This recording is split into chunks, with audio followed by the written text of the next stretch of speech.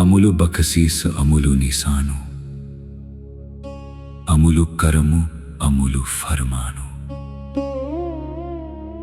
अमुलो अमुलो आखिया न जाई आखी आखी रहे लिवलाई।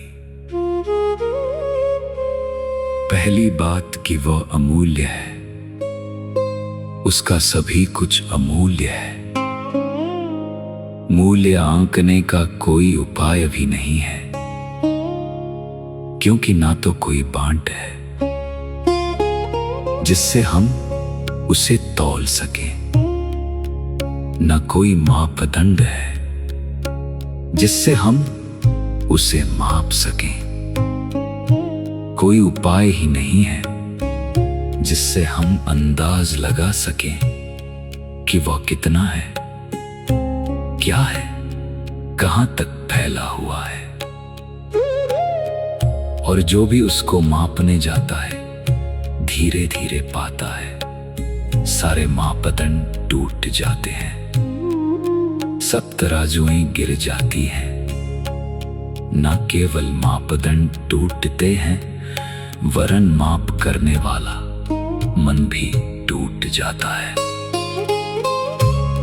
संस्कृत में शब्द है माया।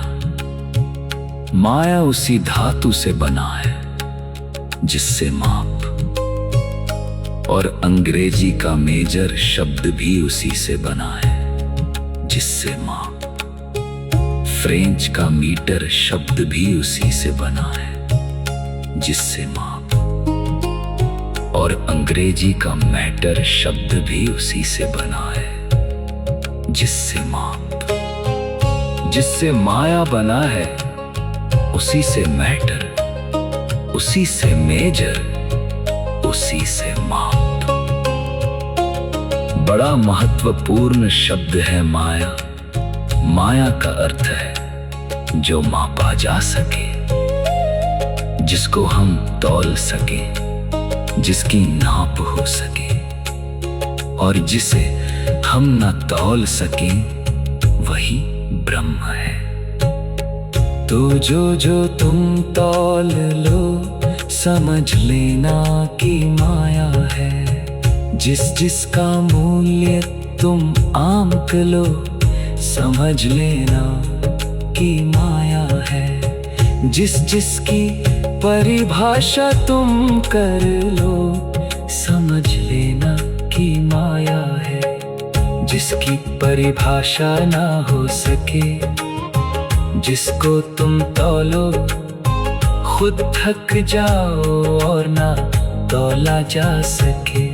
जिसको तौलने बैठो और पाओ कि इन बटखरों से कैसे हम उसे तौलेंगे, और तौलते रहेंगे तो अनंत अनंत काल भी बीत जाएगा तो भी कुछ चुकेगा नहीं, कोई तौल पूरी नहीं होगी। जहां तुम अमाप के करीब आ जाओ समझ लेना कि धर्म शुरू हुआ। इसलिए विज्ञान कभी धर्म को न जान पाएगा, क्योंकि विज्ञान की पूरी विधि तौलना है। तराजू विज्ञान का प्रतीक है, मापना ढंग है। तो विज्ञान कभी भी परमात्मा के पास ना आ पाएगा, और इसलिए विज्ञान सदा कहता रहेगा कि परमात्मा नहीं है, क्योंकि विज्ञान मानता ही उस चीज को है तो तौली जा सके, जिसको हम प्रयोग कर सके। प्रयोगशाला की तराजू पर जिसकी कोई नाप जोख हो सके।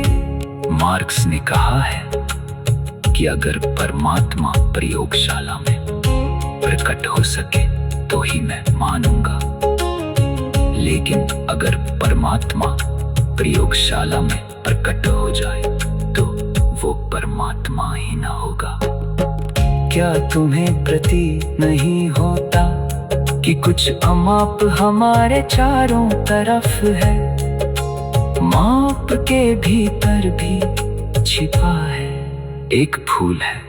तुम जाओ इस प्रयोगशाला में तौल सकते हो, क्योंकि फूलों में वजन है। नाप सकते हो लंबाई चौड़ाई, फूल का विश्लेषण कर सकते हो, तो पता चल जाएगा किन किन द्रव्यों रासायनिक तत्वों से मिलकर बना है। केमिस्ट्री पता चल जाएगी।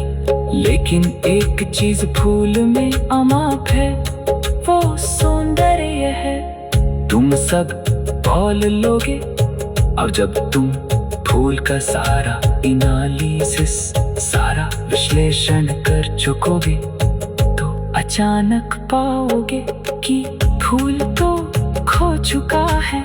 इस विश्लेषण में इसमें सौंदर्य का तो कोई पता ना चला, इसलिए वैज्ञानिक सौंदर्य को स्वीकार नहीं करेगा।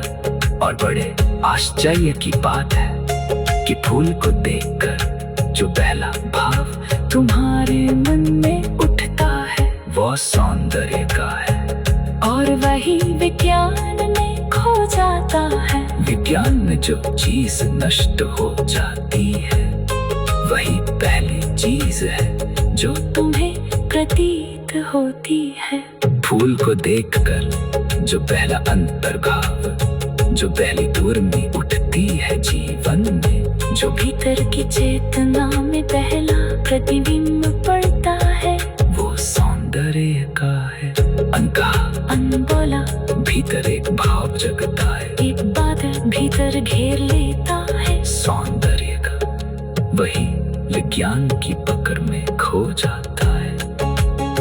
एक छोटा बच्चा नाच रहा है, खेल रहा है, हंस रहा है। उसे देखकर जो पहली कृति होती है, वो जीवन की ऊर्जा की, एनर्जी की। उस बच्चे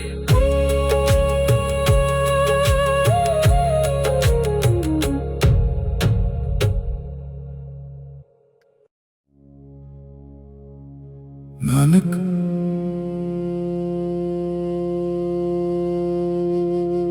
उस परमात्मा की स्तुति में ऐसे बोलते हैं जैसे एक मदहोश आदमी बोले। वे किसी पंडित के वचन नहीं हैं, वरन उसके वचन हैं जो प्रभु की शराब में पूरी तरह डूब गया है। इसीलिए वे दोहराते चले जाते हैं। मस्ती में बोले गए वचन हैं। जैसे शराबी बोल रहा हो, रास्ते के किनारे खड़े होकर बोले चला जाता है। एक ही बात को बहुत बार कहे चला जाता है। ऐसी ही किसी गहरी शराब में डूब कर वे बोल रहे हैं। बाबर नानक के समय भारत आया। उसके सिपाहियों ने नानक को भी संदिग्ध समझकर कैद कर लिया। लेकिन धीरे धीरे बाबर तक खबर पहुंचने लगी कि ये कैदी कुछ अनूठा है, और इस कैदी के आसपास एक हवा है जो साधारण मनुष्यों की नहीं, और एक मस्ती है कि ये कैदी कारागृह में भी गाता रहता है। और ये खबर बाबर को लगी कि ये कुछ ऐसा आदमी है कि इसे कैद किया नहीं जा सकता। इसकी स्वतंत्रता भीतरी है। तो कहते हैं उसने संदेश भेजा नानक को कि तुम मुझसे मिलने आओ। नानक ने कहा कि मिलने तो तुम्हें ही आना पड़े, क्योंकि नानक वहां है जहां से अब मिलने जाने का कोई सवाल नहीं। बाबर खुद मिलने कारागृह में आया। नानक से बहुत प्रभावित हुआ। नानक को साथ ले गया अपने महल में और उसने बहुमूल्य से बहुमूल्य शराब नानक को पीने के लिए निमंत्रित किया। नानक हंसे और उन्होंने एक गीत गाया, जिस गीत का अर्थ है कि मैं परमात्मा की शराब पी चुका, अब इस शराब से मुझे नशा ना चढ़ेगा। आखिरी नशा चढ़ गया है। अच्छा हो बाबर की, तुम ही मेरी शराब पियो बजाय अपनी शराब पिलाने के। ये गीत शराबी के गीत हैं, इसलिए नानक कहे चले जाते हैं या तो एक छोटे बच्चे की तरह या एक शराबी की तरह। वे गुणगान करते हैं, उसमें बहुत हिसाब नहीं है और न ही इन वचनों को साजा संवारा गया है। ये अनगढ़ पत्थरों की तरह है। एक कवि लिखता है तो सुधारता है, हेर फेर करता है, जमाता है, व्याकरण की चिंता करता है, लय की, पद की, छंद की फिक्र करता है, मात्राओं का हिसाब रखता है, बहुत बदलाहट करता है। रविंद्रनाथ की हैसियत का महाकवि भी अगर रविंद्रनाथ की डायरियां देखें तो कटी पिटी है। एक एक लाइन को काट काट कर फिर से लिखा है, बदला है, फिर जमाया है। ये वचन न तो बदले गए हैं और न जमाए गए हैं, ये तो वैसे ही हैं जैसे नानक ने कहे थे, ये तो बोले गए हैं। इनमें कुछ हिसाब नहीं है, न भाषा का, न मात्रा का, न पद का, न छंद का। अगर इनमें कोई छंद है तो भीतरी आत्मा का है, और अगर इनमें कोई व्याकरण है तो वो मनुष्य की नहीं परमात्मा की है। और इनमें अगर कोई लय मालूम पड़ती है तो वो लय भीतर के नशे की है, वो काव्य की नहीं है।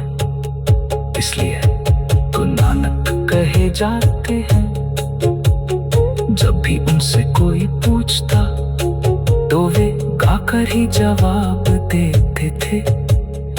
उनसे कोई सवाल पूछता और वे कहते सुनिए, और मर्दाना अपना साज छेड़ देता और वे